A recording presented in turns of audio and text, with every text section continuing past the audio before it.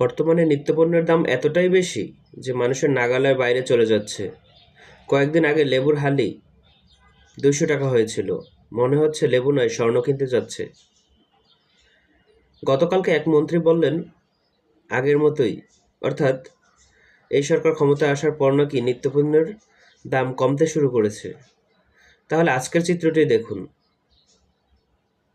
উত্তর 12 নম্বর সেক্টরে টিসিবির পণ্য বিক্রয়ের জন্য একটি ট্রাক এসেছিল। তো ট্রাকের পেছনে এত মানুষের ভিড় ছিল যে ট্রাকওয়ালা সেখান থেকে স্থান পরিবর্তন করতে বাধ্য হয়। কিন্তু কয়েকজন নারী ঝুলেছিলেন, যার মধ্যে থেকে একজন রাস্তায় পড়ে যায়। বিষয়টি আসলে কতটা দৃষ্টিকটুর। নিত্যপণ্যের লাগামহীন দামের রশি টেনে না ধরতে পারলে ভবিষ্যতে ভয়াবহ কিছু অপেক্ষা করছে।